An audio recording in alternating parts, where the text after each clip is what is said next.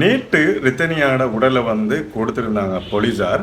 இதுல ஒரு சில முக்கியமான நம்ம நினைச்சு கூட பார்க்க முடியாத சில சம்பவங்களை வந்து ரிதனியாவோட அப்பா வந்து பதிவு செஞ்சிருந்தாரு. இதுல ஏகப்பட்ட விஷயங்கள் மறைஞ்சிருக்கிறது நம்ம காணக்கூடிய இருக்கிறது. முதலாவது பார்த்தீங்கன்னு சொன்னால் ஏப்ரல் மாதம் 11ஆம் தேதி ரித்தனியாவுக்கும் கவின்குமார் என்று சொல்லப்படுகின்ற அந்த நபருக்கும் ரெண்டு பேருக்குமே திருமணம் ஏற்பாடுகள் செய்யப்பட்டு ஏப்ரல் மாதம் 11ஆம் தேதி நடந்திருக்குது.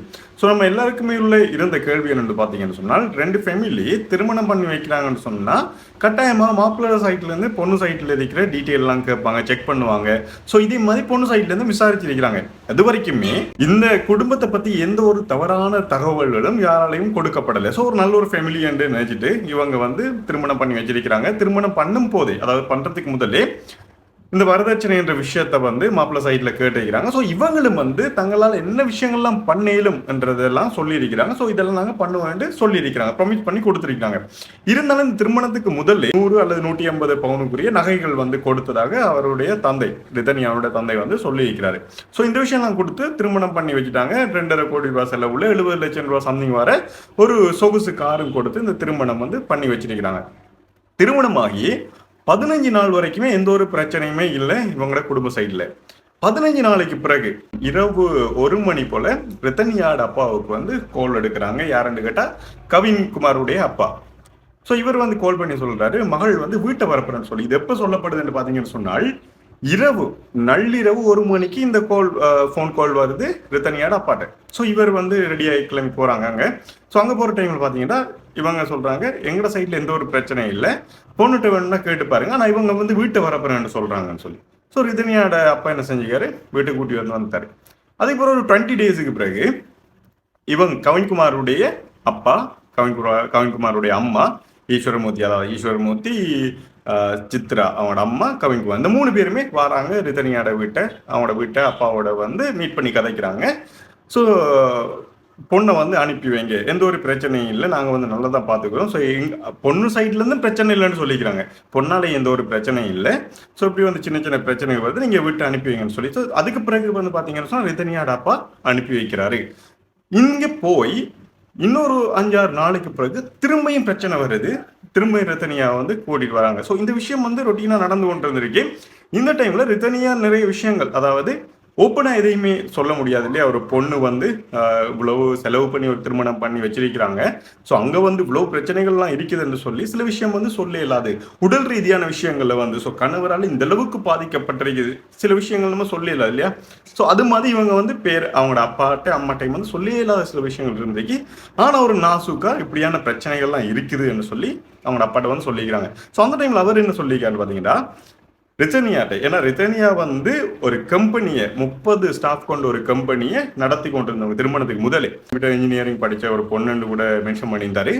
அப்படியான ஒரு போல்டான பொண்ணால வந்து எதையுமே ஹேண்டில் பண்ணலாம் இல்லையா. ஸோ அவர் வந்து சொல்லிக்காரு, ஃபெமிலியன்டா குடும்பத்தில் சின்ன சின்ன பிரச்சனை வரும், ஸோ நம்ம தான் கொஞ்சம் அனுசரித்து போகணும்னு சொல்லி ஒரு விஷயம் வந்து சொல்லிக்க. ஆனால் இதை வந்து முழுக்க ரித்தனியா என்ன செஞ்சான்னு பார்த்தீங்கன்னா, ஸோ அப்போ அப்படி ஒரு விஷயத்த சொல்றாரு, நம்ம மேக்ஸிமம் வந்து நம்ம சைட்ல வந்து ட்ரை பண்ணி பார்ப்போம், உங்களை திருத்துறதுக்கு முயற்சி செஞ்சு பார்ப்போம்னு சொல்லி ஒரு நோக்கில் தான் எல்லா பிரச்சனையிலுமே தண்டை தலையிலே பொறுத்து ஒரு மேலோட்டமான விஷயத்த வந்து வீட்டில் சொல்லிக்காங்க. இதை மிகப்பெரிய ஒரு பிழையான ஒரு விஷயம். ஓப்பனாக ஏர்லியாக சொல்லியிருந்தா அதுக்கான ஒரு நடவடிக்கை வந்து அவங்களோட வீடு ரித்தனியாட சைட்ல இருந்து எடுக்கப்பட்டிருக்கும் என்று அவர் தந்தை வந்து இப்ப சொல்றாரு. இருந்தாலும் அந்த டைமே அவர் கொஞ்சம் இன்னும் கொஞ்சம், அதாவது நம்ம இவ்வளவு செலவு பண்ணி வைக்கிறோம், ஒரு 10-15 நாள் 20 நாளைக்கு ஒருக்கா பொண்ணு சைட்ல, அதாவது மாப்பிள்ளோட வீட்டை இருந்து பொண்ணு வந்து கால் பண்றாங்க, பிரச்சனை வருது, கூட்டிட்டு வரோம், திரும்ப கூப்பிட்டு போறோம். ஸோ என்ன பிரச்சனைன்றே தெரியாம இருக்குது. அப்ப இதுக்கான ஆழமான ஒரு விஷயத்த அவங்க அம்மாட்டையாச்சும் கதைக்க சொல்லி கேட்டிருந்தால், ரித்தனியாட அம்மா கதைச்சிருந்தா ஒருவேளை இந்த இறப்பு நடக்காம இருந்திருக்கின்றது என்னுடைய கருத்தா இருக்குது. இதுல இன்னொரு விஷயத்த பாத்தீங்கன்னா, ரித்தனியாவுடைய மாமா ஈஸ்வரமூர்த்தி, சித்ரா, இந்த கவின் என்று சொல்ற இவங்க 3 பேருமே ரித்தனியாவை வச்சு டார்ச்சர் பண்ற விஷயம், அதாவது இந்த 15 நாளைக்கு பிறகு ஸ்டார்ட் பண்ண என்னதுல பாத்தீங்கன்னா 500 பவுன் தங்கம் போடுறேன்னு சொன்னதுல மிகுதி 200 பவுன் தங்கம் வந்து போடலன்னு சொல்லப்பட்டதுல அந்த பிரச்சனையை சொல்லித்தான், இதை நீ வாங்கிட்டு வா, வீட்டை போய் வாங்கிட்டு வான்னு ப்ரெஷர் பண்ணிக்காங்களே தவிர இவங்க ரித்தனியாட அம்மாட்டையும் அப்பாட்டையும் வந்து கதைக்கல.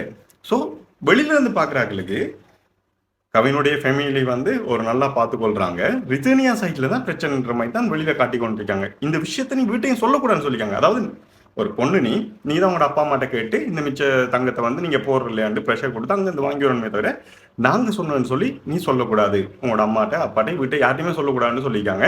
ரிதனியா இறக்குறதுக்கு முந்தி, அதாவது இறக்குற நாள் அன்றைக்கு பாத்தீங்கன்னா கோயிலுக்கு போயிட்டு அதுக்கு பிறகு வந்து வீட்டை வாரன்னு சொன்னவங்க தான் சூசைட் பண்ணியிருந்தாங்க. ஸோ இந்த டைம்ல கவின் ரிதன்யாவோட ஹஸ்பண்ட் இருக்காங்க இல்லையா, ஸோ இவன் கோல் பண்ணி என்ன சொல்லியாண்டா, நீ இப்படியான விஷயங்கள்லாம் வீட்டை சொல்லுவேன்னு சொன்னால் நான் சூசைட் பண்ணிடுவேன். ஸோ அவன் வந்து சூசைட் பண்ணுவேன்னு சொல்லி ஒரு மிரட்டல் கொடுத்தால இவங்க என்ன செஞ்சுக்காங்கன்னு சொன்னா இந்த சூசைட் அட்டம்ப்ட்ன்ற ஒரு விஷயத்த பண்ணியிருக்கிறாங்க. இந்த பொண்ணு வந்து எப்படிப்பட்ட ஒரு பொண்ணுன்னு கேட்டீங்கன்னா, வீட்டு அப்பா அம்மா வந்து கஷ்டப்படக்கூடாது.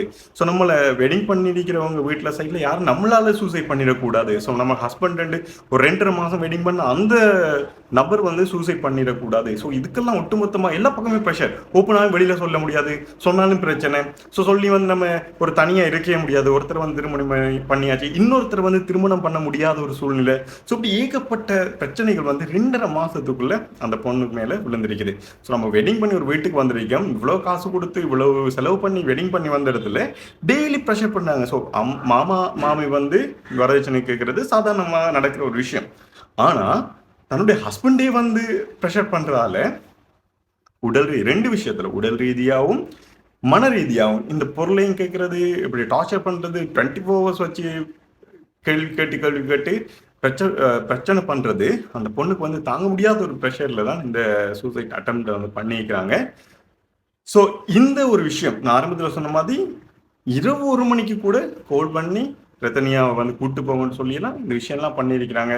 ஸோ உண்மையிலேயே வந்து கவின் பிரச்சனை பண்றான்னு சொன்னா கவினுடைய அப்பா அம்மாவான மாமா மாமி அவங்கள சொல்லி கொடுக்கணும். ஸோ இவங்க 3 பேருமே சேர்ந்து ப்ரெஷர் பண்ணிக்கிறாங்க. ஒட்டுமொத்தத்துல இந்த தங்க முட்டை விடுற வாத்து கதை நீங்க கேள்விப்பட்டிருவீங்க.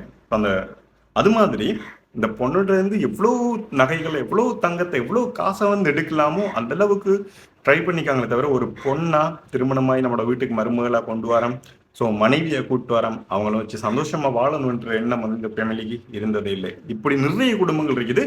இது ரிதன்யாவோட இறப்பு மூலமா நமக்கு தெரிய வந்திருக்கு இல்லையா. ஸோ இது இப்படி தெரியாம எவ்வளவு விஷயங்கள் இருக்க மாட்டேன்னு தெரியல. ஸோ இது சம்பந்தப்பட்ட இது மாதிரி ஏதாச்சும் விஷயங்கள் உங்களுக்கு இருந்தா, உங்களுக்கு நடந்திருந்தா இல்லை கேள்விப்பட்டேன்னா அந்த விஷயத்த எனக்கு கமெண்ட் செக்ஷன்ல சொல்லுங்க. ஸோ நிறைய பேர் அப்படியான ப்ரெஷர் லைஃப்ல இருந்து வெளியில வர்றதுக்கு அது ஒரு முக்கியமான விஷயமா இருக்கும். அடுத்ததா இன்னொரு அப்டேட்டோட மீட் பண்ண நாளை தரேன்.